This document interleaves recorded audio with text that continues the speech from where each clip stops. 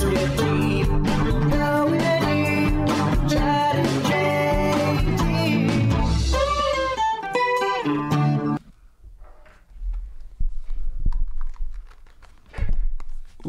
Big Daddy. What is good? What's up, Stokers of Stoke Nation? This is Chad Kroger coming in with the Going Deep with Chad and JT podcast. Guys, before we begin this pod, I want to remind you once again that we are brought to you by Manscaped. Manscaped, thank you so much for keeping our trims pubed, for looking after our hogs, for making sure that our dongles are looking fresh and pube-free, because hair gets everywhere. You know, it gets in your couch, it gets in your bathroom rug, it gets in your car. But when you use the Lawnmower 2.0, you can put it in a safely designated receptacle that's biodegradable. And that's really important, and that's something that not many people think about until they get the Manscaped products, which is legit. JT, have you Manscaped today? Not since the last time I mentioned that I Manscaped, but it still is in a good spot. It's looking fresh. But I really can't say enough about what it feels like to clean yourself up down there. It's like a dog after it gets a shower. You know how they kind of prance around? Right. That's how I feel. Do you kind of do a little dance? Yeah, I'm just a little bit taller on my toes. My head's a little bit higher. My chest is puffed out a little bit more. Right. Not to like an extreme degree, but, you know, I definitely feel good about myself. Dude, I noticed that you walked in the other day and you were just, it was a newfound confidence. I was floating like on one of those dolly shots in a Spike Lee movie. Right. Yeah. That's beautiful. And that's what Manscaped can do for you, Stokers. You can float anywhere you want as long as you trim your pubes. You pube your trims. All right? So use code GODEEP20 at manscaped.com. That's GODEEP20, manscaped.com. And I'm here with my compadre, Jean Thomas. What up? Boom, clap, Stokers. And we're, how you doing? I'm good, man. I'm good. I had a busy Sunday. Yeah, we were partying at Strike Zone, which is like a batting cages type of facility that's got a bar and billiards and all sorts of good stuff. And the batting cages, they monitor your hits so you can actually play a game against someone else. Like it has a big screen they hit the ball against. Aaron, have you been there? No, but it sounds like a place right up my alley. Dude, it's great. It's so fun. Where's it at? What part of town? It's Koreatown. Oh, okay, cool. On Wilshire. Yeah, I at first I wasn't a big fan of the game aspect because I just wanted to crank some hits, you know? Right. But then once you get into it and you start getting some hits in and you start scoring, it's a team effort. I was psyched on it. Yeah, it's great. And my brother got them to open early because they open at 11, but my brother was like, hey, me and my buddies want to watch football here for the Fantasy Football Championship. Yeah. Can you open at 9:45? And the guy was like, yeah. Dude, yeah, I was wondering because I saw on I was like looking it up. I was like, opens at 11. I'm like, oh, I thought we were starting at 10. So it was a dang spot. It is a good spot. I'm a little sore from I'm kind of sore that too. Stick. Yeah, my abs are sore. I had some bad at bats, but then by the end of it, I figured out what I got to do. I got to crouch low. I got to get real low. Someone called it Jeff Bagwell on Instagram. I don't think it's like that. Plus, I also think he stepped backwards when he used to swing. He was like the only guy to do that. Yeah. But yeah, I definitely crouch low and just try to make contact. Well, the machine would. It wasn't just straight fastballs. I mean, they put some sliders in there. Oh, yeah, it has junk. Yeah, dude. And I would get so upset because I would just swing on I'm like, I don't know if it's going to... I don't have the eye to see a ball. Yeah, you know what I mean? What speed are these coming in? I don't know. It's like 50? Like 50, not very fast. Oh, okay. You can crank up the speed, but I don't know to what degree. It doesn't give you an MPH, so you're just kind of guesstimating. Yeah, okay. But my buddy Ferraro, who played college baseball, he took his first 2 pitches on the machine. That's baller move. Yeah, he was like, I was getting the speed on the first one. The second one just looked outside the zone. I was like, you're out of your mind, dude. Was it a ball, though? Yeah, he was 0-2. I saw him take a ball. Yeah. Oh, yeah, he's got a good eye. Ferraro, you got a good eye. Yeah, he can see it. Dude, I'll take a walk on the machine. Yeah. That would be hilarious. I was describing I'm leading my softball league in walks. So. Oh, you are? You got a good eye? Yeah. Aaron, you dog. Yeah, I called myself the Chuck Knobloch of the batting cages. I just work long at bats and try to tire out the pitcher. Good call. That's how the robots beat us, though. Yeah. Because they don't get tired. I was working on my grip, and I was like, should I choke up? But for some reason, I always had a thing against choking up. I'm like, if I choke up, that makes me look soft. That's how I always thought. I hear what you're saying because it does look cooler to just be at the bottom of the bat and just swing for power. Yeah. But to me, the most manly thing is to win the game. And if you choking up is what gets you on base, baby. No, that's a mature... Choke up on that stick. Dude, that's a mature viewpoint. I guess I'm still in 4th grade baseball mode. So I need to mature, right-size my my point of view on Barry that. Bonds is the official home run king, and he choked up. up? Yeah. What? Yeah. Do you remember like at the start of every baseball season, you got like your gear, you felt good. It was more about like you just wanted to look cool. Yeah. And then pretty soon you start playing and you realize like some of the stuff that makes you look cool is like you're actually like my parents got me a nice bat, but it was just too heavy for me. Yeah. And everyone on the team would use my bat, and I'd use one of the coach's bats that was like small. Yeah. Because I didn't have the power. I think that's the biggest debate in sports is like the desire to look cool versus play well. Yeah. And I always, I would always start out looking cool and then sort of gradually come back. I'm like, well, I guess performance is number one, but you want to come out in that field just firing everyone up with your fashion choices. Yeah, and some people, it's like, I know some MMA fighters are like, yeah, I work out muscles that don't really help me with MMA, but I think it's important for my body to look good. Like, Yeah. for me to feel good, for me to feel strong and tough. Yeah. So the aesthetics can boost the performance, Oh, I for think, sure. too. Yeah. Like Allen Iverson with the arm sleeve. He looks so cool. Yeah. I didn't even watch how he played. I just watched his choices. He was inspiring fashion-wise. just in his aesthetic. Yeah. Just fun to watch. What do you think, Right. Aaron? About which guy? Just about, like, Well- does looking good, like, look the part, be the part? Right. Yeah, I see it a lot in softball around town, and it's like there are dudes who just have all the gear, and it's just like, does that really work? You Does can that- have Right. you can have too much gear. yeah, to where people are like, could oh, you're definitely- overcompensating. Yeah, you're trying. Yeah.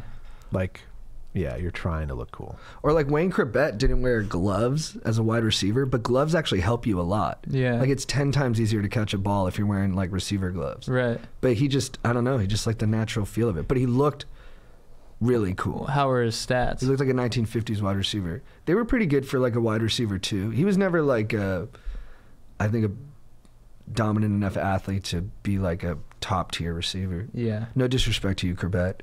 You'd handle me in most fashions. I probably know more about movies than you, though, dog. Aaron, what's your go-to outfit on the field? I'm always in shorts.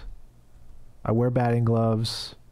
I don't really have anything. I mean, one of my Cardinals hats, but like, and I definitely have like a gamer hat versus ones I wear here to work or whatever. Yeah. But like, I started out playing and I was wearing all these wristbands and stupid shit, and I was just like, no, this is dumb. If anything, it's cutting off my circulation. Yeah, dude, I did find that with like sweatbands. When I played basketball and stuff, I'd rock a bunch of sweatbands. I'm like, this is in no way helping my performance. No, it's like, it can get in the way. It's like itching you and you feel weird. Yeah. Yeah, like- I would rock. I still rock headbands when I run though, because I got to keep the flow in check. You can't go haywire with the flow. That impedes your performance on the T-mill, baby. I think I've talked about this. It's also important to wear the right attire for the right sport, because like I one time thought I was going to play tennis with some friends, and I dressed in what I'm wearing now. I look like a tennis player right now. And we ended up playing pickup basketball at the Y. Yeah. And some guy tried to fight me that day. I mean, we were chirping at each other. Yeah. And he was like, "Hey, if you don't do what I say, you can't play here." And I was like, "What? Yeah. You don't tell people who plays here. Who the fuck are you?" Yeah. And then he was like, "I'm gonna kick your ass." And then I was like, "Ah!" I started running, and my buff friend John was there. I was like, John, get in the way, get in the way." And he stopped the crazy dude from beating the fuck out of me. Turned out that guy worked with kids too. Really? But I think a part of what upset him so much was my outfit. Yeah. He was just like, "Look at this douche." This isn't the country club. This is the Y. Yeah. That dude's last name was probably Puzio. Oh, Yeah. Oh. He was an ally of the poos. Dude, guys, speaking of aesthetics helping the performance, have you seen the photos of Kumail Nanjiani? Oh, I What? just saw that. Comedian. That's Kumail? This is Kumail Nanjiani right now. No way. Getting buff for a Marvel movie. What? Are you shitting me? Dude, he's roided out. He's so What the roided out. fuck? Kumail, you owe it to the kids to tell them what you're on. He is on one of the deepest stacks of, I think it's called D-ball and HGH I've ever seen. Probably got some Anavar in there too. That's hilarious. For the vascularity. Dude, he has a comedy album named Beta Male. I know. And now he's rocking roids. Dude, his rig is ridiculous. That's Hollywood. That's Marvel. Yeah, he did an interview and he was like, oh, he was a recap of the interview was giving him credit for saying, hey guys, but like don't think it was easy to get this body. I had a nutritionist and a trainer. And I'm like, and what? Yeah. And what else, dude? And Danny from downtown. Yeah. And my friend Noel, who used to go south of the border to make some needle pickups for us. Oh, yeah? Yeah. He actually ripped me off one time. But yeah. Well, you would get a shot in the butt? Yeah, so, well, I ended up not actually using the stuff from Noel. I went to a doctor, and he'd shoot me in the butt. A doctor can do that? Yeah, you go to like well, I don't want to give away the details because I don't want anyone to do it. But yeah, you can get a doctor to do it. Oh, really? Yeah. How's that legal? Because they can give you some tests that say you're low in testosterone. It's really easy. Yeah. Yeah, you just get a prescription for it. I didn't know that. But I bet you if that place got investigated, they'd get into some trouble. Yeah. But this was like, in Canada. I feel like that's sort of like Adderall. Doctors and stuff, like when I got diagnosed with ADD, he's like, he had me look at like a photo of a bedroom and he's like, name all the furniture items, and I was like, couch, window, and he's like, what's this right here? And I forgot what a windowsill was. I was like, oh, it's a frame. And he's like, yeah, you definitely have ADD. I'm like, that's it? And he's like, yeah, here's some Adderall. I was like, all right, dude, whatever you say. Dude, when I got tested for ADD, they had me sit there and just hit a space bar every time an X came up on the screen. Yeah. I did that test for like 20 minutes, and they gave me like a math test and like some puzzles. Yeah. And then they sat down my whole family and they're like, all right, well, JT scored on the edge of whether he has ADD or not. They're like, but anyone who has met JT knows he has ADD. So we would recommend with putting him on meds. Yeah. And so I got a prescription for Adderall, but I was so afraid to take it because I was worried to change my personality. And so I fake took it, and I came home, and my mom was like, how's your day today, Jean Thomas? And I was like, very good, Mom. I felt like I was really on top of things. And then I moseyed back into my room like a robot. And she was like, JT, I don't think you should be taking these drugs anymore. Dude, it does change your personality, I think. It probably does, yeah. Because I mean, I took it later, so it's harder to tell. Yeah, I would lose my personality basically. I would get so jacked up, and I'd talk to people I hadn't talked to in like 10 years. I'd be like, Frank, what's up, dude? How was I haven't seen you since 5th grade. And then like, it'd wear off a little bit. And I'd be like, oh, fuck. And Frank's like, hey, what's up, dude? I'm like, I don't want to continue this conversation. It is weird. It sets a dangerous precedent sometimes. I remember I took Adderall one time when I was in college, and me and my girlfriend were talking on the phone. She's like, at the end, she was like, this is the best phone conversation we've ever had. Yeah. Oh. And I was kind of sad. I was like, damn. Yeah. I'm not stoked we had such a great conversation, but I was like, I wish I could like keep up this heat when I was off the stuff. Right. Yeah. No, it was funny going to get a refill too. The guy's like, he's like, so, are you still having trouble studying? I'm like, yeah, it sucks. And he's like, all right, here's 1,000 more Adderall. I was like, thank you. Yeah, it's not the best fit for me. I just get I'm too wired, and then I crash too hard. Oh, me too. And my addict brain just wants to do more and more. Yeah. Because then I snorted it. Once I snorted it, I was like, all right, we've gone to a different... Yeah. I did that too. It's probably a problem now. I did that too, and once I was crushing it up in my car and being like, all right, like just trying to get it fast. Like I had to go meet you somewhere in like 10 minutes. I was like, all right, let's go. Yeah, I'm ready. This is okay. I don't think I can do this every day for the rest of my life. Yeah, I remember I did that in high school, and it's like blue pills and stuff. And I was in class, and my buddy TJ's like, he's like, dude, and then Milk like, hey, Chad, why's your nose blue? Why's your nose blue? I was like, what? And he's like, your nose is blue. And I'm like, shut the fuck up. He called you out? Damn. He just didn't get it. Oh, he didn't know? He didn't get it. Oh.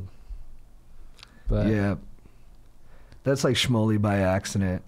No, yeah, he's definitely not a schmole. He probably felt like one. I think we laughed about it afterwards. That is I was funny. like, dude, remember when you were a schmole for like 2 minutes? And he's like, yeah, dude. Good times. But dude, back to Kumail. Jesus. His jawline looks more distinct. I mean, who knows? My GF is like really good at knowing when celebrities have done stuff. Yeah. And she'll always be like, oh, that's Ristylane. They like put that into the jaw and it like strengthens it up. Really? Yeah, she was like, you want to know why Paul Rudd looks the same now that he did 20 years ago? Yeah. She's like, this, and this. And I'm like, whoa. Do you have specifics? I got to know how Paul stays. I think I don't know what he did. Forever. I just would, and I don't know for sure that he's done anything, but it is odd when you look at him. Yeah. You're like, you look younger than you were in Clueless. Yeah, exactly. You're like, okay, Paul, I get you're a funny guy and funny guys don't really care about how they look, but you look amazing. So what are you doing? So did she point out Kumail? Did she say? No, I saw this on Grady Eldridge. He's a comedian. Yeah. He's a nice guy. And he was like, how could you believe this guy isn't on roids? Yeah. And then I've just been like staring at it since. Yeah. Because literally it's a bigger transformation than Chris Pratt to whatever his character's name was in The Guardians. Well, Star-Lord. Star-Lord. Yeah, well, that was like with Chris Pratt, too. You always knew he was doughy. And I always felt like he had the muscle. Right. So he just needed to trim down, in my eyes. But then Kumail is just like, he named his comedy album Beta Male. So I'm like, you definitely can't get the pump on, but... Yeah, I never believed that beta male thing. Right. Because I was like, you're too accomplished and you're going to... And then he kept accomplishing more and more. Yeah. And it's like him and Mike Birbiglia are always like... I think that was just the preferred mold of comedy at that time. Was to be like, I'm so dumb. Like, I did this dumb thing one time. Yeah. And you're like, yeah, but you've also like made like 5 movies and you have like a book and like 2 albums and now you're jacked. Yeah. I'm having trouble tracking it. Yeah, he's got that endomorphic body no more. Now he's mesomorphic. Dude, what else? I was just moving some stuff out of my old apartment, cleaning the trash out. Just cranking those reps, getting some weightlifting in there. I hit the steam room this morning, detoxed. Skin's feeling fresh. I took a cold shower afterwards, some hot and cold therapy. And that's pretty much it for me. That's fire, dude. What about you? Dude, went over to Greg's after the batting cages to surprise him for his birthday. So we all hung out at the batting cages, and then we left, and we're like, hey, we're going home because it's his birthday today. Yeah. And then we beat him back to his place and had a bunch of stuff ready for him. I saw the video. Oh, nice. Yeah. And then we played some board games. What'd you play? It got pretty competitive. Yeah. We played this game Blockbuster where you have to like do charades or describe a movie and then people on your team have to guess it. Yeah. And me and Strider got into it a little bit. Nice. Because we kept having to name movies that take place on the beach or the ocean. And I was like, Point Break. And then he was like, like Battlefield or Battleship. And then I was like, Finding Nemo. And then he was like, Johnny Tsunami. And I was like, you can't say Johnny Tsunami. It's a made-for-TV movie. We're not doing that. And then he was like, no, I can do it. I was like, no, you got to say something else. Yeah. And then we were arguing about that. And then I was like, if he would have said a Netflix movie, that'd be different. But for some reason, I think you can't compare the eras that TV movies don't count in the Blockbuster game. And then he was calling me a cheater, and then I just was like, raise your game, punk. Yeah. But then we chilled. Do you think there's just some tension because he won the fantasy football championship? Yeah, that probably counted into it a little bit, but not mainly, because I think I would have had that conversation with him prior. You don't think if there was a different winner, you would have let it slide? Nah, but it's interesting to think about. It is interesting to right think size his about. confidence a little bit. That needs to happen for sure, but that's not what this was about. But that definitely needs to happen. He was walking around the batting cages yesterday. I was like, who the fuck is this guy? Dude? Oh, dude, I was loving his swagger. Yeah, his swagger was out of control. His lats were flaring. Huge, dude. I didn't realize it was the championship. He grew about a foot. Yeah, he was walking around. He was just like the broadest shoulders I've ever seen. Just looking like the Hulk. I was like, what happened to Strider? And he got that title. Third title. That's his third one? Yeah, most of anyone. What's the prize? It's like $1,500. He says he's going to buy everybody a steak dinner with it.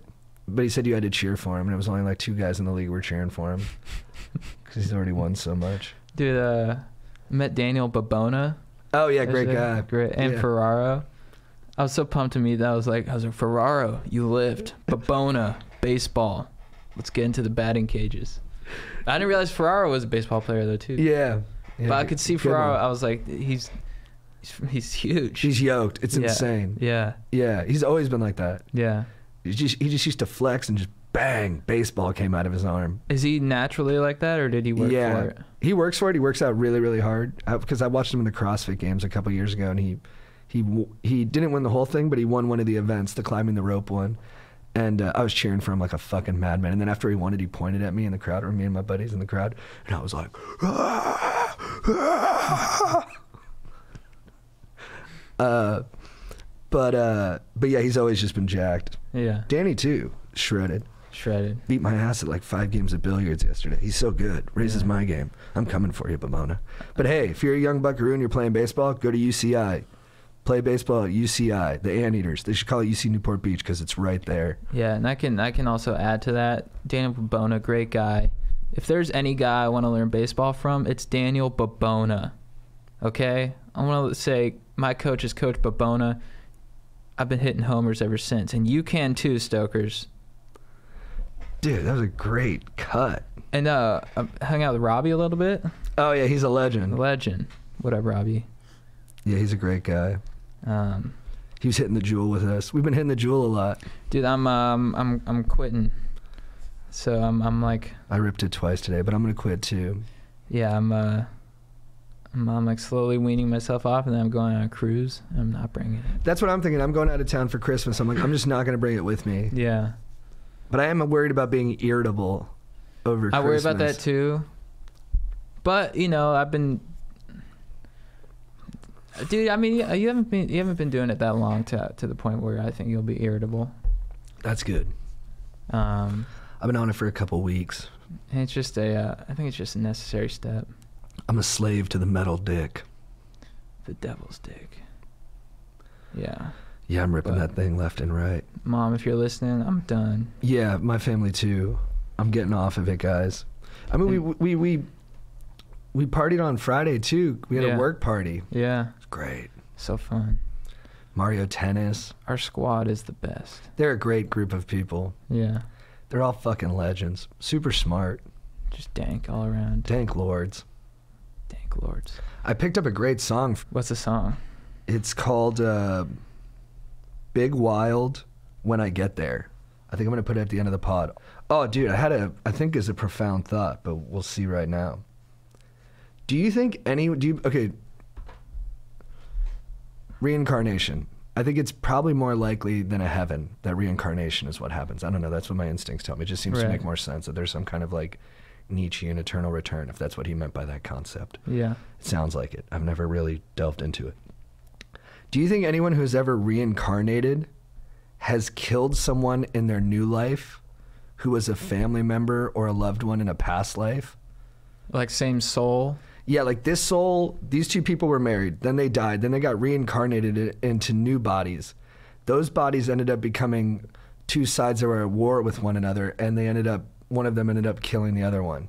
Yeah, I mean, I think sibling rivalries go past this lifetime. But I even mean, yeah. No, I know what you're saying, though. I think there's been so many human beings in existence and so much reincarnation that the odds are it's definitely happened. Wow. Yeah, so I would say that to anyone who kills someone. Imagine when you kill that person, you're killing your lover from a past life. I'm not even saying don't kill them. You might have to kill them. I don't know what is going on in your life, but maybe after you kill them, hug them.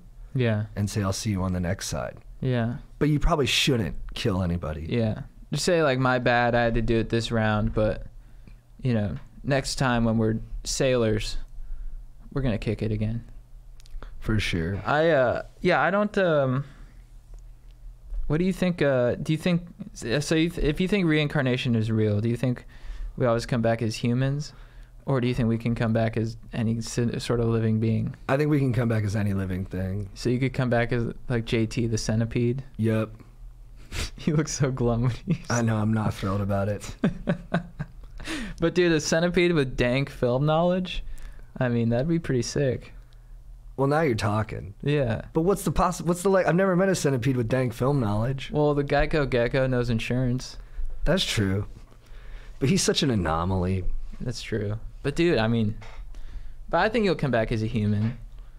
I think you know, going on what the Buddhists say, I think it's all about that karma, you know. I was thinking about that when I was thinking about this. Yeah. If you're a good dude, I mean, you could come back as like, you know, a strapping dude or a strapping lady, you know. Doesn't have to be either, you know, anything. Or you could come back as a fucking bear and just have your little hut and hibernate and just eat salmon. That sounds like good existence. Yeah, I want to come back as like Rose Namajunas. That'd be dank. Yeah. Badass female MMA fighter. Aaron, who do you want to come back as? I guess The Rock. Yeah. Dude, I hope you don't like sleeping though, bro. That sounds exhausting. Yeah. I mean, as The Rock, I won't like sleeping that much. What a beast. Dude, Aaron is The Rock. Aaron, The Rock, Brungart. Is that how you say your last name? Yeah, that's perfect. Dude, you know, I'm actually not to get You're too good big at for my names? bridges here. I'm not good at remembering them, but I'm good at pronunciation. Wow. Because I surprised myself by it. Like this one guy we were working with, Matt. Like we were checking into this place, and they're like names. I was like Chad and Matt Miter, and I'm like, did I get that right? He's like, yeah, you're like the first guy to get that right. I'm like, it's fucking right. Dude. It's because Father Vaughn drilled me on grammar as a kid. Who is Father Vaughn? He's my grammar teacher / principal, and he was a hard ass. He's like, you guys are gonna learn fucking grammar. Was he a priest? Yeah. Nice. And he was like, you couldn't say I agree in class. If you agreed with something, you had to say I concur. And if so, he'd be like, yeah, I'd say you'd put that's a participle. And he'd be like, Chad, what do you think? And I'd be like, yeah, I agree. And he's like, what? And I'm like, I concur, Father Vaughn. And he's like, yeah. Did he come up with that after the movie Catch Me If You Can? I don't know. That's a good question. Dude, we had a father at our school, Father Pat. He was a charming, funny raconteur, and also a molester. Damn. Yeah. Did he teach grammar? No, he taught religion. I told the story on here one time where he beat me up in class. Yeah. I was being loud. He's like, arm wrestle me. And I was like, all right. And we go to arm wrestle. Then he just popped me in the face with his arm wrestling hand. Yeah. And I was like, what? And the whole class started laughing. And then he just grabbed me by the shoulders. Yeah. And I was like, what are you doing? And he was just putting pressure on my shoulders. And then I just started wrestling him, and then he took me down. Yeah. That's awesome. It was pretty cool. I don't know. Maybe that's not that awesome, actually. Yeah, no, it was weird. Yeah. You know when you're like, when you're young and older guys hang out with you or whatever, and you're like, that guy's so cool, man. Or like, this guy buys you beer or something. You're like, man, Larry's so cool. He bought us beer. Then when you get past 21 and you're like, that was like the least cool thing. Yeah, he's a really weird guy. Yeah. Yeah. Why was he hanging out with us? It's interesting to reflect on that. Yeah, if you're 16 and there's any adult who doesn't have a direct bloodline to you who just loves hanging out with you, they're not a bad person, but they're probably immature. So be aware of that if you're thinking about wanting to grow up into them. Was that too harsh? No. Dude, your ability to say people's last names right, it reminds me of Al Jaffe, the vice president of talent at ESPN. He was one of the judges on the show Dream Job, where you tried to become a Sports Center host, and he would always correct people on last names. Really? Yeah. That was like his skill. I'm trying to think of a name. Like, they'd be like, Takashi Minatoka, and he'd be like, it's Takashi Minatuka. And he would just do that like every round. He'd always find a name they fucked up. And my brother's friend kept correcting us about last names. And then his older brother was like, shut up, Al Jaffe. Yeah, well, do people like Al Jaffe? Or were they just like, oh, this guy's annoying? I liked him because I was like, wow, this guy really knows his shit. But he was definitely, if he was occupying a role on the judges table, he was like the obnoxious perfectionist with like kind of a curmudgeon-y attitude. Yeah. All love to you, Al. Let me see if he's still alive. Yeah, baby. Yeah, he's doing great. Can I see what he looks like? Yeah, let's find out.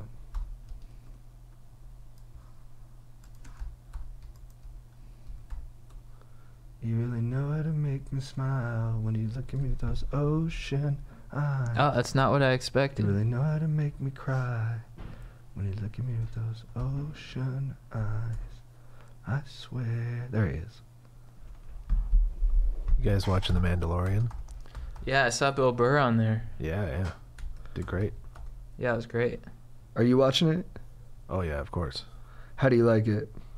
I love it. I think it's like old school TV in that it's like, and I'm sure they're still around, but it's almost like Murder, She Wrote. Like, there's a new thing every week. There's a new place to go, new people to meet, and then a problem to solve, and then you're out. Is it a... Are they ever going to show his face? I don't know. I kind of need the face. I know. I do too. It is Pedro Pascal, if that helps. Yeah. Yeah. Well, it does, but I like his face. I want to see the Pascaler. Well, what's weird is that a lot of times it's a body double in the suit. Oh, really? Yeah. So it's hard to know how much acting he really did, or if he just did all the voiceover for Well, it. apparently, like, they worked together, and they worked on a walk together and everything like that. But yeah, it's still odd that he's not in the suit, and he's the star of the show. Interesting. It's very strange. So he just did the voice. Yeah, for a lot of it, I think. We're going to come back to you on The Mandalorian for your beef, because we talked about it before the pod started. For sure. Yeah. It's a beef for sure. What's up, Stokers of Stoke Nation? I am interrupting this podcast to let you know once again that we are brought to you by Manscaped. Manscaped, thank you so much for keeping our trims pubed, for looking after our hogs, for making sure that our dong pieces are looking super duper fresh. Because, guys, when you trim your dong, you want to do it with people who care. And who cares the most? Manscaped. Manscaped wants you to look fresh with your dongle. You know, they want you to enter a room, whether it be the Golden Globes or Strike Zone or the ESPN Zone, to get cheese fries. They want you to walk in there with people knowing that you trim your pubes, your dong piece, your freaking hog and chestnuts. You know, because ho, ho, ho, motherfuckers. It's the holiday season. Christmas is upon us, and we want you to get the right gift for people, and we want you... You know what? I'm going to come out and say I think you should get it for your dad. Let your dad know that you're of age now, and you want to make sure that he take care of his dink. Do you call your dad's dick his dink? So get your dad the Manscaped Perfect Package 2.0. It'll keep his dink in check. Dude, did you see the trailer for Top Gun? I saw it. Is it the best trailer of all time? The imagery is so good. They treat every shot like it's so iconic. He just like touches the front of the whatever the new F-18 is, and you're like, yes, back to where he belongs. Dude, Tom Cruise is just going. He's like a visualist now. Every movie he does is like so impressive on that level. Dude, I feel like I've been watching a bunch of like YouTube videos of fighter jets flying low. You know, and I love how they really got the sound in. So this movie's gonna have that full-on intensity of being in the jet. Or when the engines fire up in the back, and the way their tubing expands. Yeah, it's hot. It's so arousing. Awesome. Yeah. Miles Teller looks ripped. The guy from Everybody Wants Some looks ripped. I like that guy. He looks like Goose too. Yeah. He's his son, right? Oh, so he's all pissed off at Mav because he thinks it was Mav's fault. Yeah. Bro. That's what I'm talking about, dude. They're so smart. Yeah. That's like how they treated Creed. Yeah. Where they kind of make the last generation like have a complicated relationship with the new, like they would. Yeah. And it just adds intrigue, but you can be a new viewer and still get the context without having seen the first one. Yeah. Although you should fucking see that. Yeah. And it looks like instead of a volleyball scene for playing with the boys, it's going to be a football scene. Oh, really? Yeah. Oh, cool. And there's going to be gals involved. Nice. Yeah. Sweet. Are they going to be oiled up? Yes. Like the dudes? Yes. I think you got to oil up both everyone sexes. needs oil. Yeah, everyone needs oil. I had a thing about sexism I was curious about. Is that in the movie Sicario, I remember it's like one of the best movies of the last decade. It's kind of like, I think, our generation's Heat in terms of just like a really smart action movie that you can watch over and over again. Intense. And very intense. Yeah. And just everyone's proficient with their guns. Oh, yeah. Like a well-trained killer's worth like 10 bozo killers. Dude, I was watching the scene, not to interrupt you, I was watching the Heat scene with Al Pacino and Robert De Niro yesterday. Oh, the diner scene? Yeah. The greatest. You know what that's about? Yeah. Not have enough time. Dude. Do what you want. Anyways, go ahead. No, now that we've sat down and I've laid eyes on you, I like you, and it won't make me happy, but if it's between you and some security guard whose wife you're about to make a widow, baby, you are going down. There's a flip side to that coin. If I see you, I will not hesitate. Not for a second. I forget the rest. No, that's it though, dude. You nailed it. Come on, dude. There's a flip side to that coin. They are the flip side of each other's coins. Yeah, and they are that duality. He's like, can you picture yourself doing anything else? No. And they just smirk at each other. A lot of people, they think that's like how they think of acting, like they can't do anything else. So right. They share that smirk of like, that knowing smirk. This is all we can do. That's great though. I love it. But dude, yeah, in Sicario, I remember my friend Griffin was like, no, I didn't like it. I thought like they made her character too weak. And he thought it was kind of like maybe like a little inherently sexist. And I remember being like, no, she was like I don't need my protagonist to be William Wallace every time. They can have some like weakness. Yeah. But then I was thinking about it because the writer said he wrote it for a guy and then for Jake Gyllenhaal, and then they just decided to do Emily Blunt. But I was like, no, I don't think they would have done some of those scenes the same had it been a guy. Yeah. Like, have you ever seen, in the end, when Benicio del Toro puts the gun underneath her mouth, she starts to cry? Have you ever seen a movie where the male protagonist was that afraid to die? And he's like a badass gun person? Yeah. Like, I don't think they would have had Jake Gyllenhaal cry in that last scene if someone put a gun under his chin. Yeah. But I don't know, maybe that was Emily Blunt's choice, but I feel like it was probably scripted. Yeah. Does that make sense? Yeah, I'm sorry. I got a text that captured my attention for a second, but so can you explain it again? No, it's all good. Sorry. No, it's not your fault at all. Actually, my phone I talked for like an hour. No. I think if you probably checked out at that point, so did the people listening. So Emily Blunt cried. She cried. She got the gun to her head. Yeah, when Benicio del Toro puts the gun underneath her. Well, I thought the movie was. I thought it was just uber realistic. No, I did too. I think it's awesome. Yeah. But I do wonder if they would have made a guy tougher in that scene.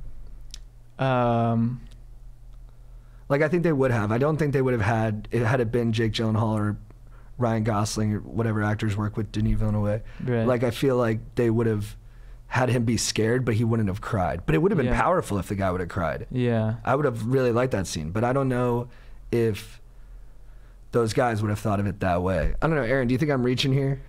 No, I think you're onto something. I mean, it's interesting to think about. I can't imagine a guy in that role, to be honest, but I don't know how they do that scene with the hitman that was she thought they were just gonna fuck and then they have to fight to the death. Yeah, that would have been tough too, right? Yeah, how would they do that? Yeah. Would they flip it? Would it just be two dudes? What's going on? No, that would have been cool. Yeah, that'd been interesting. Yeah. Yeah. But yeah, I don't think you'd ever see a guy cry in that scenario, even though it's totally appropriate. Right. I just don't think you'd see it. Yeah, I don't think I've seen a movie where that happens. I've seen it a little bit in like Saving Private Ryan, like Corporal Upham, but he's literally like the biggest coward in cinema history. Yeah, like we all so frustrating. When our friends are being a puss, we go, "Hey, you're Corporal Upham." He's the schmoll of World War II. Yep. All right, question. My dogs, what's good? Hope it's everything, dudes. Just wanted to preface this by saying I'm a long-time listener and the pod has been getting better and better since the beginning. Rad to see you guys kill it so hard. Stoked. Anyway, to my question, I've been seeing this absolute babe for the past little while. She's super cool, extremely attractive, and our bone life is super sick. No issue, right? Only thing is I'm 21 and going to the university in the city I grew up in, where it seems like everyone knows everyone's business. Most people from here go to the same uni where they graduate high school because it's the only one in the province. Yeah, I'm Canadian. What up? The dime is the ex of one of my high school friends. They dated for a little under 2 years and broke up a year and a half ago. I haven't really hung out with him since like first year uni, maybe once or twice in second year. He will definitely be salty as fuck when he finds out. And he's already been asking her if her and I are boning. How do I tell this former bro, he's honestly kind of whack though, hence former, dude just small, that I'm seeing this ex? I don't overly feel bad about it. Me and him aren't that close anymore, and where this is a smaller city, dating here is super tangly, and you're stepping on someone's toes. Thanks, dudes. Follow-up advice. The girl also always throws mad low-key shame about me kind of being a man son in the past. I mean, she's not totally wrong, and it's all in a joking manner, kind of. But, like, how do I, like, tell her not? I don't know. I don't think it's a huge deal that she jokes with you about that. But if you don't like it, you can just tell her. Yeah, I would take note of her tone and sort of how she is saying it. If that's sort of her style, she's just trying to, you know, tease you a little bit, then I think that's fine. But if she's subtly sort of being disrespectful or something, then maybe take umbrage with it. But I don't know. Yeah, that's true. It could be something that she likes about him. Yeah, if she's picking on you about it. My ex used to pick on me about that because like we were broken up for a time and I didn't get back together because I wanted to be single. Mm-hmm. And she'd be like, "You were such like a douche then." And I would get sensitive. I'd be like, it was too harsh. I'd be like, saying it like that. Yeah, you can feel that. Yeah, I was like, I wasn't a douche. I was like, or if I like it, like maybe I was a douche a little bit, but there was a lot going on there and it wasn't so simple as just me being a douche. Yeah. So it kind of like would hurt my feelings, and I'd be like, "Can you not call me a douche?" Yeah. But yeah. I think in regards to this former bro, I'd again sort of gauge the situation, you know, because if it's someone you're gonna see, and I mean, it sounds like he's obviously gonna find out. So I think the best move is probably to be upfront with him and just say, "What up? Like, this is the situation," and just be honest with him. I think that's probably the best move. So I think it can kind of doesn't really give him that much room to be upset, like you were hiding it from him, you know. Although it is kind of tough to say. But if he's like not really a friend of yours anymore, you don't really see him, I don't think it's an obligation to tell him. Yeah, I agree. Yeah, I think I wouldn't overthink that. I would let that just kind of play out organically. You didn't do anything wrong. You don't really like this guy. You didn't like take her from him or like message her while they were dating. So you guys are above board about everything. I think I wouldn't stress about it too much. I would just, there will come a moment where he probably asks you directly and you can just tell him. Mm-hmm. Yeah. And how he reacts to that isn't your responsibility. And to the girl thing, maybe think about it from her perspective. She might be scared, a little threatened by your past. So she kind of makes fun of you about it to make it easier for her, you know? Yeah. Like that's how some people deal with it. But it might just be her being a little bit insecure because she's worried that maybe you'll want to go back to that or something. Yeah. So maybe you could just assure her next time she says it, like, "Hey, babe, you're the light of my life. I don't want anybody else. When I look out into the world, I'm just desperate to see you." I love that. That might be too much. Okay. Here we go. Female stoker working in alcohol industry seeking counsel with boss romance. I've been watching the morning show, so I'm prepped for this. What is your opinion on dating in the workplace? A few months back, I had a late night and ended up at my coworker's house. I work in the adult industry in SoCal, where situations with liquor flowing and good-looking salespeople can occasionally lead to fornicating, but not typically within the same company. This coworker was not my boss, in quotations, but definitely a ranking officer. The 7-year age difference also creates a more noticeable gap. Things have progressed where we are spending the night at each other's houses at least once a week. After a few years of dating a mix of schmoles and babes to find out what I like in a partner, he is the first man I truly feel comfortable with since the 6-year relationship with my ex, and the only one worthy of introducing to my family since then. He also mentors me about how to further my career, which lets me know he is rooting for my individual success and no malintent. It's funny because my initial instinct was to discount the relationship as an accident due to our professional standings, but now reflecting back, I realize he has definitely been a positive force in my life. Here's my problem. We seem to have two sides of the relationships, works and intimate. They're not fused together, which leads to an element of sneakiness. Typically, I would think this is fun, but now being a bit older where actions have consequence and been there, done that with sneaky relationships, it's hard not being able to show the public affection to those you care about. Kind of like in Breaking Bad when Jesse Pinkman is on cloud nine in love with a fiery passion going on with his neighbor Jane, but is crushed when she acts like she doesn't know him when Jesse meets her dad. I feel like, how can you be proud of a relationship you can't really talk about? Since then, he got a promotion, is now more of a direct boss. We work well together and maintain professionalism in client meetings. It's fun and rather sexy to crush it as a team by working off each other's strengths. I'm the youngest employee in the company nationally and doing very well, so doesn't necessarily look like I worked hard for it. If word comes out, I've been shacking up with Big Man. We're both terrible liars and almost got caught playing grab ass, getting called out for carpooling at the end of the night when we live nowhere near each other, etc. by my other bosses. So I've decided it's time to come to a decision instead of riding it out with no plan. Do you think there's a way to close the perception gap between a female in her 20s and the male boss in her 30s if we decide we really want to make it work? Any suggestion on how to do so without continuing in the industry with a scarlet letter and him not being perceived as sleazy? Or is it too risky? I complicate a sitch and move on to something more socially appropriate. I apologize for the long message, but thought some context would help understand the intricacies I've been battling. Feel free to cut down if discussed on the pod, or if you have to get back to me personally, would be great. I've been mulling this over for a while now and going back and forth internally, and although I respect my feminist therapist, she often thinks I like sex too much to make mindful decisions and never give as much credit to men as they deserve, so thinks a male perspective could be helpful. Thank you so much for your witty new age of self-help. The stoke is contagious and is making strides for the better. Cheers. Your girl in a pickle. Wait, can I read some of the details? That was a long one. Wait, so it's a good question though.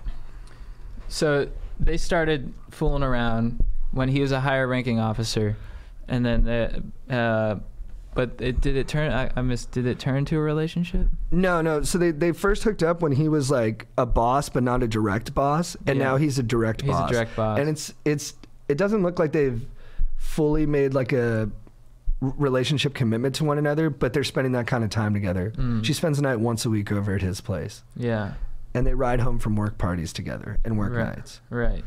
And she wants to go public with it, but she's worried about being judged by people at the office, I think, which I totally get. But you know what? I worked at an office where some higher ups dated some women who were coming up in the office, but everybody did it like above board, and it ended up being okay. And I think it actually it worked out great for them. Yeah, like some of them are married now, and they've all progressed nicely in their careers. Yeah, I'd be interested to know how much you've talked to him about it. I think, I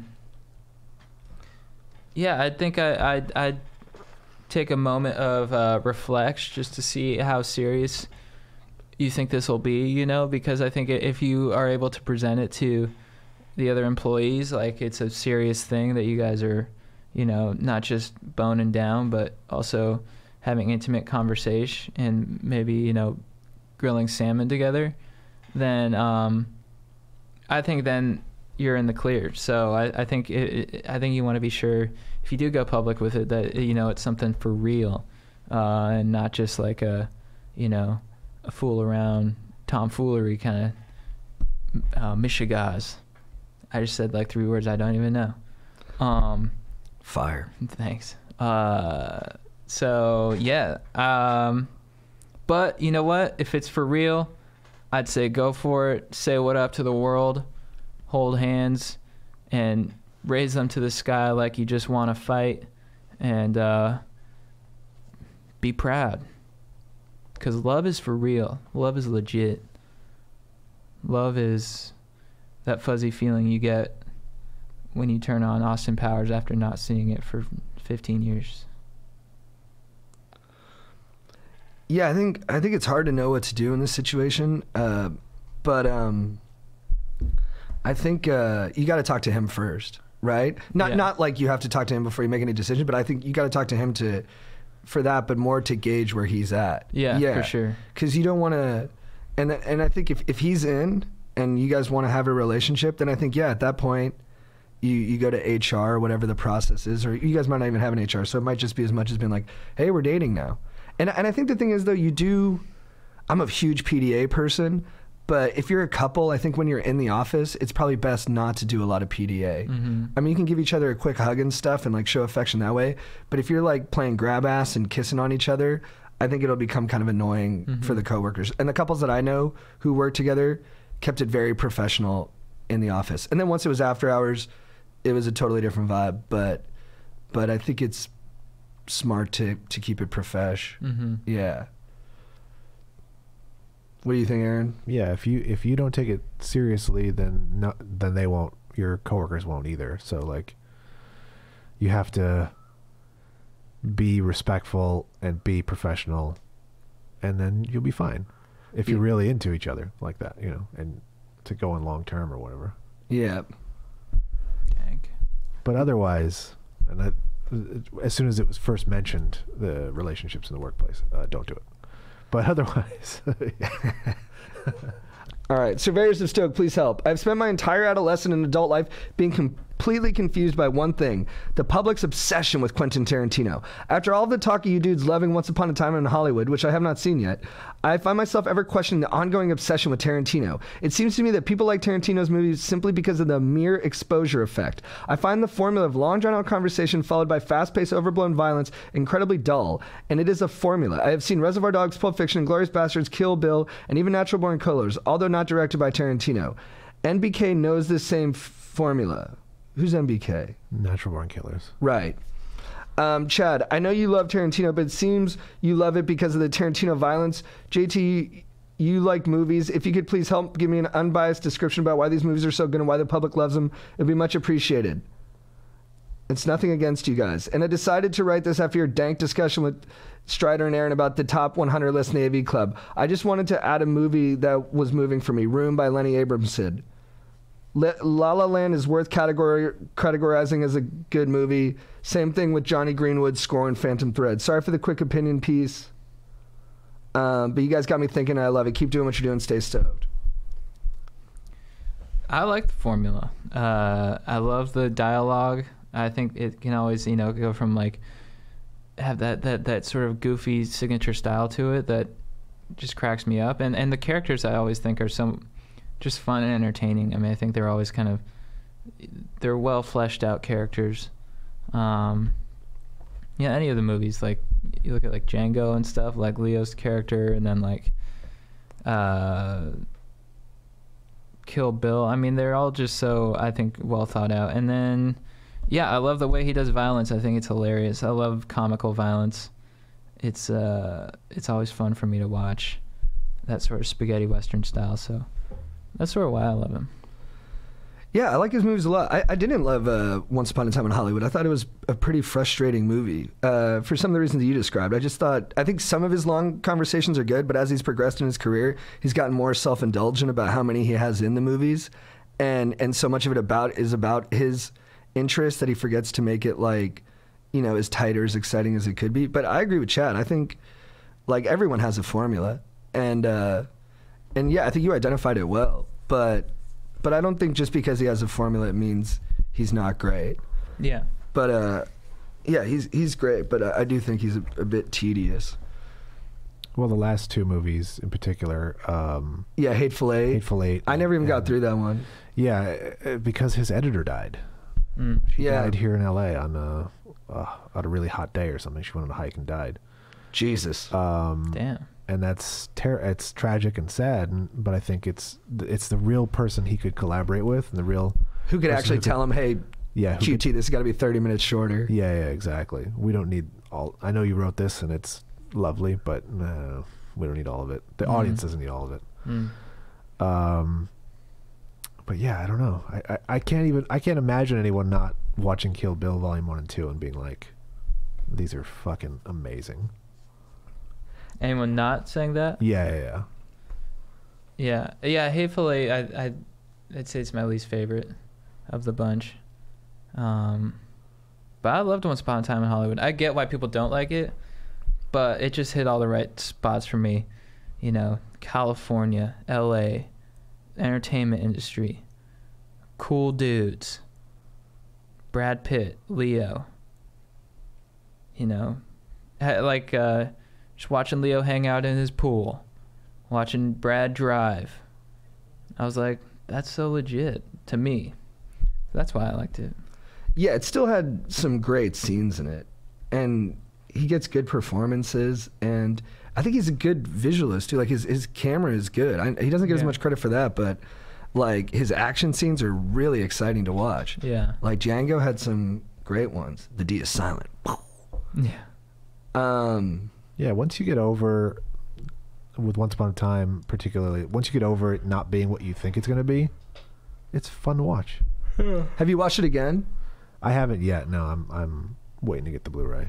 It's out, I think. You're a beast. I like rewriting history too. I think that's fun, especially in a more favorable way. You're like, oh, it'd be fun if it turned out that way. Yeah, kind of a fairy tale. Yeah. A macabre fairy tale. All right, last question. A lot of should I pursue this relation? I'm going to do a quick summary because we get so many questions every week. A summary of our point of view on this, and I hope I'm not speaking for you, my dog. But we get so many questions every week about should I pursue this relation? What should I do? I think we can say with a resounding go for it at the end of this year that what you should do is just go for it. Yeah.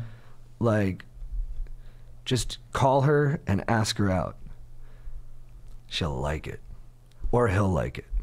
Or they won't like it. And then we reassess and we move in a new direction and we focus on ourselves. All good options. Yeah, if you're young, do it. Fuck it. Yeah, fuck it, dude. Go for it. I'm 37. You look great. I wish I'd have just gone for it a little more. Yeah. Like, you just kind of forget. You forget at the time how little it all really matters. Yeah. And you can have a lot more fun if you just go for it. Yeah. Listen to those who have lived longer than you. I mean, you'll see how, these things in the moment seem like such a huge, like such a big deal. Like if this doesn't work out, I'll never get to manscape again. Like that kind of stakes.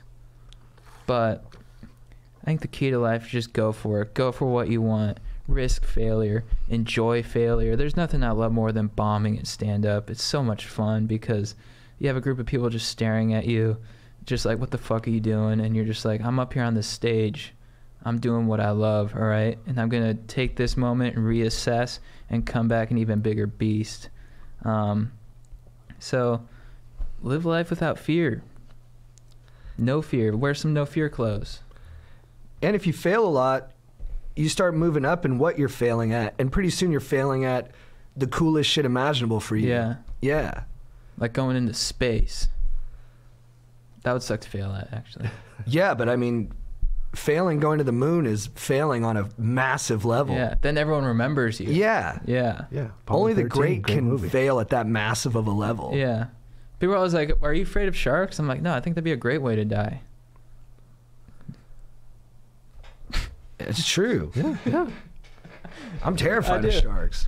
That means Poseidon chose you, and he's like, I'm going to cut this short. I'm going to reincarnate you as a great white, and then you're going to eat some other dude. And that's the circle of life. That's what's up.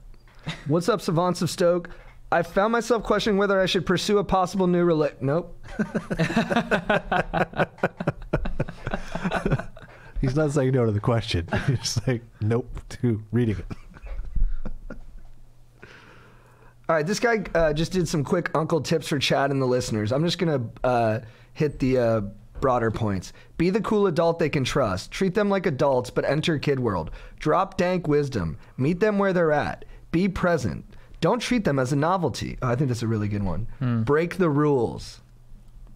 What does that mean? I think as your uncle, you teach them when it's okay to do something that your parents might say isn't okay. Right, But that's right. not too far out of not being okay. Yeah. Yeah. Like, you don't teach them how to boost a car, but you teach them how to hit the NOS. Yeah. Roger. Because at that point, they've already picked that way of life. What up, my epic stokers? When my dogs and I hit the bars or nightclubs, most of the guys in the squad are consistently successful in getting hot chicks' phone numbers or, more importantly, one-night stands later on that evening. Believe me, none of us look like Brad Pitt or have physiques like an NFL linebacker. But my dogs always laugh and give me the shit that I have no game. I've always had an issue being shy around women, and I dance like a renob when I rarely get the courage enough to ask a chick to dance at a club. Nevertheless, please provide me with some positive advice on increasing my stoke level around the ladies. Love the pod. Dude, I think the best thing you can do is you don't have to adjust your personality or like try and be this guy that you think ladies will like. All you gotta do is be your most authentic self, because I think that is the most magnetic thing to a potential partner or lover. So I think just try and be as truthful to yourself as you can be and project that out into the world. So when you enter a space, just be comfortable, just be like, don't worry about looking cool. Don't worry about dancing. I love that you admit that you're a renob on the D floor. I mean, I think that's legit. Be the renob on the D floor. People love that. When I watch my dad dance, he knows he's a renob on the dance floor, but he's smiling the whole time and he's loving it. Sorry, Dad. No, it was nice. Dude, you know what helped me a lot was getting away from, I stayed friends with those guys, but I moved to a new place and I would go out by myself and I was like, oh, I can actually, without having these really cool guys that I'm always comparing myself to and feel like I'm inadequate next to, I just went out on my own a little bit and then I developed those skills where I felt like they were needed more. Right. Yeah. Because I kind of had this mentality that probably wasn't the healthiest where when a pretty girl would come over, I'd be like, oh, but she'll probably like one of these guys more than me. Yeah. So I was always kind of not feeling great about my prospects. Yeah. And then when I was by myself, I was a little free of that stuff. Yeah. And then I kind of got more comfortable with it. And then when I went back to my friends, I was like, no, I kind of know who I am now. Yeah. Yeah. That's cool. So maybe taking some space, not in a way where you're like, they're not bad guys, obviously. You just need time to develop on your own. It's like if you played on a team with all-stars, you wouldn't score 20 a game. But yeah, it is always nice to be friends with people who you think you can learn from, who make you be a better person. Not that make you want to just improve yourself. You don't want to be like the guys dominating the friend group, because then you'll go into situations, and I think it's yeah, then you just I just got distracted again by my phone. You want to be with people, so then when you go out, like you're saying, when you go out without them, you're like, oh wow, I've really matured as a person, and so grateful to my friend group for leveling me up like that. Yeah. And now I feel comfortable with myself. Yeah, and then picking on you about having no game, that's not cool. Just when you end up having game, don't pick on other people for not having game. Yeah. And just model that better behavior. And they'll probably stop at some point. But yeah, my friends used to say that to me. I remember one time we were going to Cabo, and Robbie went up to me and two of our buddies, and he's like, hey, have fun meeting chicks, have fun meeting chicks. And then he went to me, he's like, have fun hanging out. And everyone laughed. And I was like, you motherfucker, dude. Yeah. You son of a bitch. I'll kill you! I'll kill you! No, I just wore it.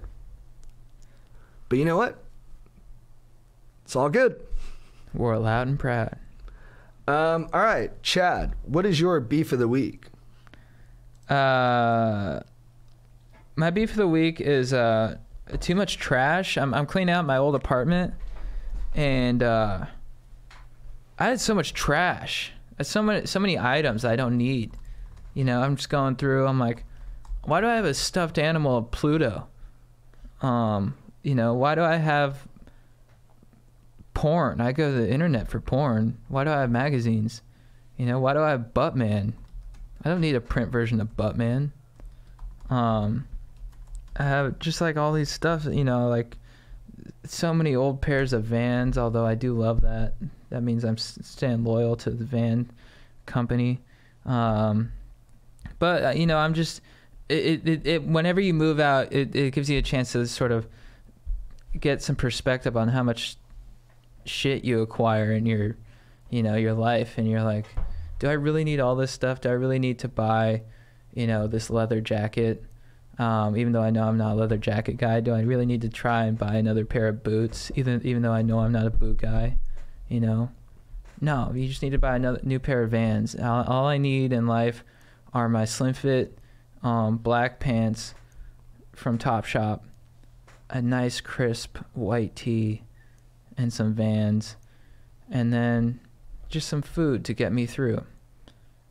And then, yeah, I need a Roku TV, but that's it. And some books. Damn it. The minimalist life is hard. But that's my beef. You're wrestling with it, though, in a genuine way. Oh, thanks, yeah. What's your beef? Dude, my beef of the week is with Google. Nice. I'm reading this book about Uber. I'm only 100 pages in, but it's already pretty wild. They did this thing called grayballing, where when people in cities like Portland or San Francisco that didn't want, or Portland that didn't want Uber to come into there, they would try to have city officials request Uber, and when they got in the car, they would sue that driver like $5,000 for illegally doing transportation. Yeah. And they thought that'd be a way to scare Uber out of the city. Yeah. Because no drivers would want to drive. But Uber found a way to find their phones and to fake make them think they had a car picking them up from Uber, but the car never came. Wow. Yeah. That's awesome. It's like real counter-espionage. Yeah. Yeah, it is awesome. Yeah. Maybe unethical, but awesome. And then I was reading the book, and they were talking about Google, and Google used to have "Don't be evil" as part of their like corporate maxims, and then in like 2016 they took it off. Seems weird. So Sergey Brin and Larry Page, why'd you do that? I'm sure other people have asked you this on like more sophisticated pods, like Recode Decode or something, but I'm curious too. So I'm gonna hold your feet to the fire. Why'd you take, and you're gonna say something like, no, we just changed it to something slightly different when we changed the corporate umbrella under Alphabet Company or whatever, but I'm not buying it. I think there's something more suspicious in play. What do you think happened? Do you have any theories? I think they want to do evil now. No, that's kind of the fun, dramatic answer. Yeah. I think they probably thought they were going to get too much guff over having that because they were doing things that the public disagreed with, that they were like, it's just better not to have the conversation, which is still sneaky. Yeah. Yeah. Because maybe the conversation's necessary. I really don't know. I'm like trying to care more about this stuff. Like I'm trying to be like, wait, they shouldn't have my information. Yeah. Like now I'm noticing when I talk about things, it gets suggested on my phone on like Instagram. I'd always heard people talking about that. I only just noticed it. Yeah. And you know what it showed me? Small dongs. We talk about small dongs so All the much time. that my Instagram started suggesting small dong videos. Those exist? Yeah, they're out there. Wow. I got to say it ran out after a short bit of time. Wow. But I'm hoping that changes in the future. I hope there's more small dong content. Interesting. Aaron, what's up? My beef of the week is with Disney. Dude. Whoa. Disney. We're going after the corporate head honchos. Well, yeah. Disney, more specifically, consumer products. This is, my ex used to work there. That's not what this is about. But it's good context, and we appreciate the honesty. It is. But we were talking earlier about The Mandalorian and what a great show that is. And clearly the star of this season is Baby Yoda. And The greatest character in the history of everything. one of the cutest things that's ever existed. And true. it's this close to Christmas. There's nothing more in this world I would like to get for my wife for Christmas is a Baby Yoda. Plushie, figure, what have you. And they do not exist. Really? It is ridiculous. Like, they were so secretive about this show coming out that they did not plan merchandise. Wow. And so you've got knockoff stuff coming out and people making their own t-shirts that suck, but you don't have a stand-up doll or a talking or a cooing doll or whatever, because that's all it ever does is coo. Like you have with, you know, your Gizmo and your all the cute animals from Baby Groot. They had tons of those. It but seems no so unlike. Baby Yodas. It seems so unlike them. I know, they seem like Right? they're like Star Wars and Disney. Who's better at merchandising than those two Yeah. entities? And they blew it. Yeah. There was a disconnect. They got no Baby Yodas ready to fly off the shelves. What are you doing? They're getting too big after that Fox merger. They don't. They need to stay on top of their merch. You're losing track of stuff, guys. Yeah. You're spending a lot of money, but you're not getting mine. And now Unless you don't have it. Now that you just said that, that fired me up because now I want to get a Baby Yoda for my GF and myself. Yeah. What else could be better? That fucking Baby Yoda is so fucking cute, man. Yeah. The moment I saw that thing, I was like, fuck yes, this is genius. It made the whole fucking show work. Yeah. I don't mean to cuss. I just get excited when I hear about Baby Yoda. It's good formula. And now there's fake Baby Yodas? Yeah, people are putting out their own stuff, stickers. There's literally people on Amazon, like, there's one guy who's like, we're the only guys selling this sticker. And then there's another one that says, those guys suck. I'm like, it's so stupid. I'm going to Disneyland on Wednesday, so I'll see if they actually have any you're there in the park, going? but I don't think they do. I'm so jealous. Have fun, Aaron. Thanks. That's going to be Are you awesome. going to get churros? Oh, if I see him, yeah. Chad, who is your babe of the week? My babe of the week. So, my friend Jenny, who lives in Miami, shout out. She texted me the other week. She's like, "Hey, are you in Miami?" And I was like, "No, I wish. What's up?" She's like, "Oh, someone on a dating app is pretending to be you." And that's my babe of the week because he's like living it up as me virtually, but in Miami. So I like the idea that he's putting out that I'm there all the time. That's awesome, dude. Yeah. So to the dude pretending to be me in Miami, thank you. Don't be rude or creepy, but just say how much you love Miami. If I can give one request, and then also be upfront about who you actually are, but just like on the profile say I love Miami. I think that's all I request of him. It's genius to interpret it that way. Oh, thanks. It really is. You're really seeing the best in it. I love it. It's inspiring. Thanks. My baby of the week is my girlfriend. She's just the best. She's so fun. She's smart, funny, and just great to hang out with. Like the more time we hang out, I just feel this nourishment in my soul. I'm like, I start to calm down, and like I feel at peace, which is nice. But she's just so nice, dude. She let me talk for 15 minutes about the social dynamics in the Joe Rogan friend group. And she just paid attention the whole time. That's awesome. Yeah, she asked follow-up questions. Really? Yeah, and I didn't even know I was blathering on about it. And then at the end, I'm like, whoa, babe. I was like, thank you so much. She was like, for what? I was like, letting me talk about Joe Rogan and his friends for 15 minutes. I'm like, yeah, and then Rogan had a famous podcast episode where he told Brendan Schaub he had to stop fighting. And the big critical line from it was, Brendan Schaub was like, I think you'd be surprised how well I do against Cain Velasquez. And Rogan was like, I think you'd be surprised. I think he'd fuck you up.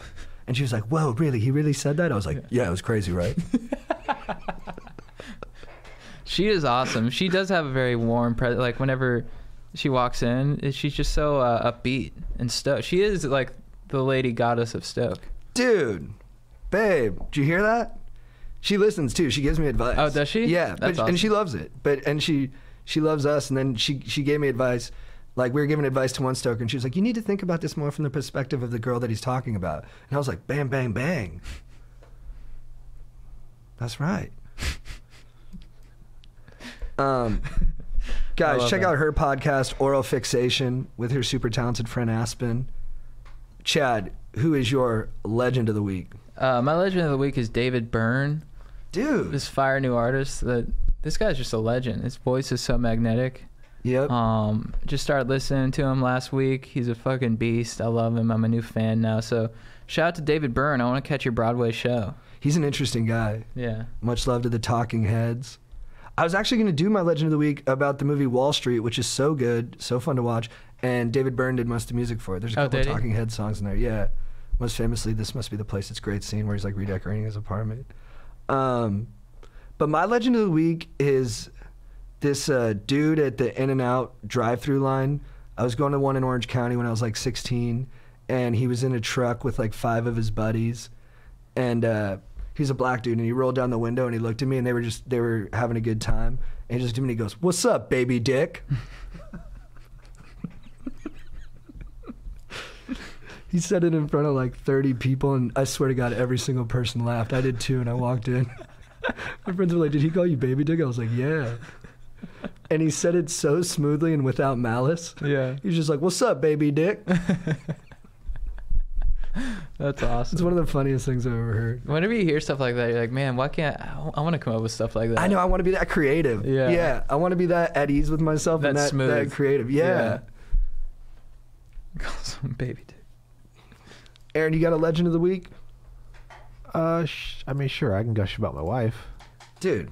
She's a legend. My wife is a legend. She's by far one of the friendliest, nicest, and sweetest people on the earth, and it really counterbalances me because I'm kind of standoffish and introverted, and socially awkward. So it really helps me to get involved in more group activities and you know, keeps me going out there. And sometimes she's not in the mood to do stuff, and I'll bring the optimism and the enthusiasm for it. So I think we counterbalance super well.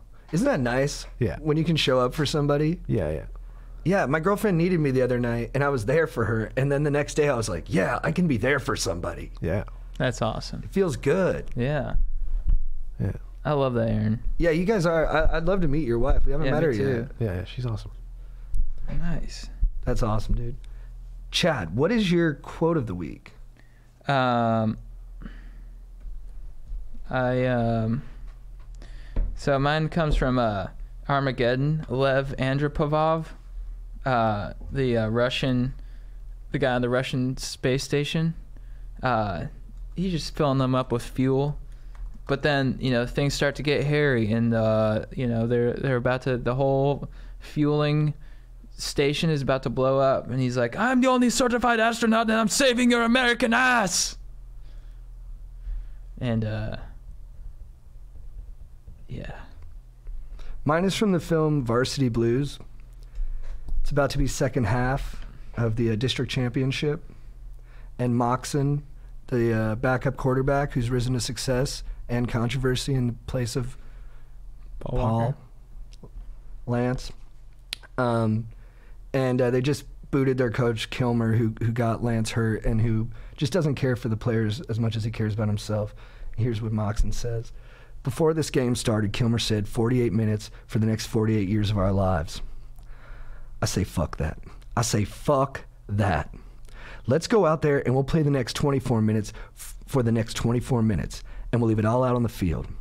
We have the rest of our lives to be mediocre, but we have the opportunity to play like gods for the next half of football. But we can't be afraid to lose. There's no room for fear in this game. If we go out there and we half-ass it because we're scared, then all we're left with is an excuse. We're always going to wonder. But if we go out there and give it absolutely everything, that's heroic. Let's be heroes. And then, shit.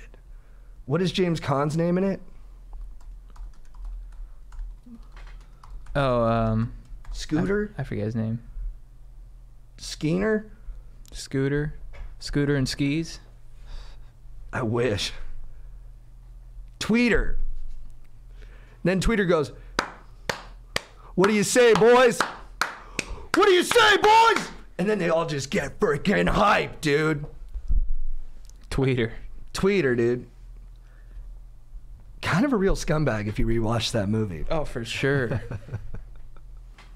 All right, Chad, what's your phrase of the week for getting after it? My phrase for getting after it is,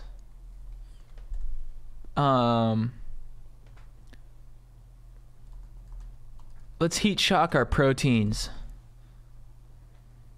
Nice. I love that. Mine is from this guy from the MMA show, The Ultimate Fighter. He's from season 16. His name's Julian Lane.